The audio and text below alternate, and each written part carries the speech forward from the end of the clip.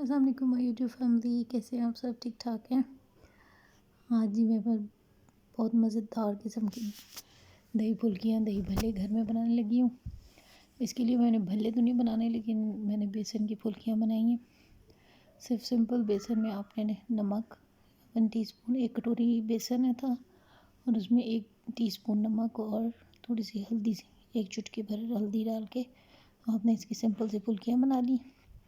اور جو پیکٹس والی ہوتی ہے وہ اتنی مزیدار نہیں بنتی، گھر میں جو بنائی جاتی ہے نا وہ بیسٹ ذائقہ دیتی ہے، تو میں ہمیشہ یہی بناتی ہوں۔ اس کے ساتھ جی میں نے لے لی ہیں پیاز، 1 پیاز ہے میڈیم سائز کا، اسے میں نے کاٹ کے نمک لگا کے اور پھر مسل کے اس کا پانی شانی نکال لیا، کڑواہٹ نکال لی۔ اس کے ساتھ میں نے آلو لیا، ٹماٹر لیا۔ یہ مسالوں میں نے چاٹ مسالہ ٹی اسپون زیادہ ہے، 2 ٹی اسپون کے لیں یا 1 ٹیبل اسپون۔ اس کے ساتھ نمک، لال مرچ 1 ٹی اسپون، اور ساتھ میں زیرہ پاؤڈر، اور یہ ہے میرے پاس دھنیا پودینہ اور ہری مرچ کی چٹنی۔ اچھا، یہ جو چٹنی ہے نا، اس میں آپ نے صرف 3 ہری مرچیں ڈالنی، تو یہ بہترین ٹیسٹ دے دے گی، ٹھیک ہے؟ بہت ساری ہری مرچ نہیں ڈالنی، وہ پھر کھایا نہیں جائے گا، بہت چٹپٹا ہو جائے گا، ٹھیک ہے؟ اگر باریک والی ہری مرچ ہے تو وہ تو 1 ہی کافی ہے۔ باقی اگر آپ لوگ اسپائسی کھانا پسند کرتے ہیں تو آپ لوگ اس میں اور ڈال سکتے ہیں، لیکن یہ ہے کہ یہ جو میری ریسیپیز ہیں نا، یہ سب لوگ آسانی سے، گھر کے سارے بندے چھوٹے بڑے انجوائے کر سکتے ہیں، تو میں اس حساب سے نارمل سا بناتی ہوں، ٹھیک ہے؟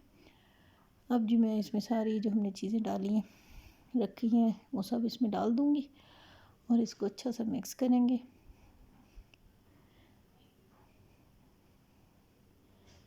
آلو، پیاز، ٹماٹر میں نے بیج والا ایریا نہیں ڈالا، باقی آس پاس سے چاروں طرف سے ڈالا ہے، ٹھیک ہے؟